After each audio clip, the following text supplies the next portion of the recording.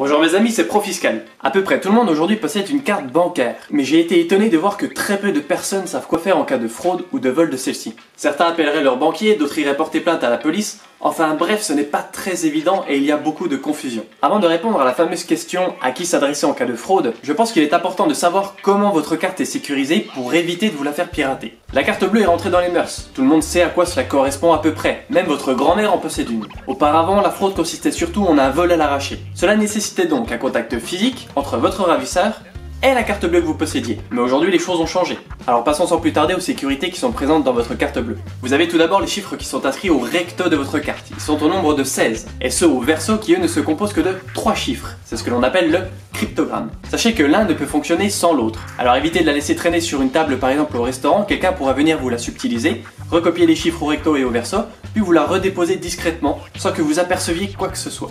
Évitez également de la prendre en photo pour la montrer sur les réseaux sociaux. Des petits malins pourraient utiliser les photos que vous avez publiées sur les réseaux sociaux pour faire des achats sur internet, alors faites très attention. Tu as également une puce et une bande magnétique sur ta carte bancaire que tu as l'habitude de frotter avec ardeur quand tu dois aller payer dans un magasin et que ta carte ne fonctionne pas. D'ailleurs, cela ne sert pas forcément à grand chose.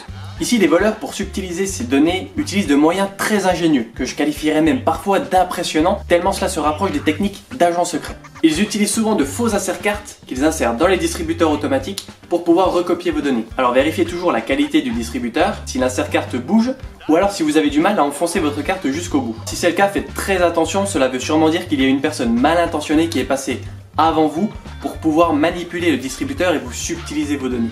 La puce et la bande magnétique sont le premier élément dont ils ont besoin. S'ils veulent utiliser votre carte, vous l'aurez deviné, il leur faut également votre code confidentiel.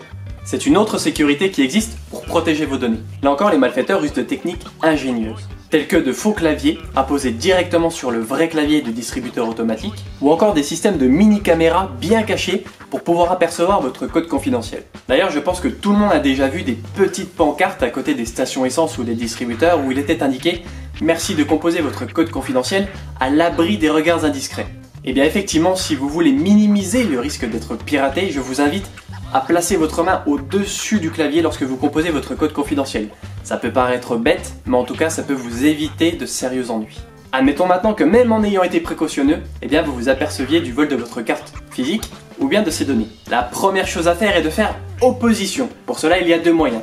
Soit vous appelez votre banquier pour lui dire de faire opposition sur votre carte, soit en appelant le numéro derrière votre carte bleue. Je vous invite d'ores et déjà à le rentrer dans votre portable, puisque si on vous vole votre carte bleue, eh bien cela va être difficile de le retrouver, vu que vous n'avez plus votre carte. Ensuite, allez porter plainte. Vous aurez besoin pour cela de vous munir de l'attestation d'opposition fournie par votre banque, où il est mentionné la date de l'opposition, l'heure, ainsi que le motif. Une fois cela effectué, regardez les différents mouvements sur votre compte bancaire. Si vous détectez un quelconque mouvement frauduleux, appelez votre conseiller bancaire qui régularisera tous les débits qui ne sont pas à votre initiative. S'il y a des remboursements qui sont effectués par votre banque, sachez qu'aujourd'hui il y a une franchise équivalente à 50 € qui sera déduite. Cette franchise vous sera remboursée en cas de détention d'une assurance de moyens de paiement.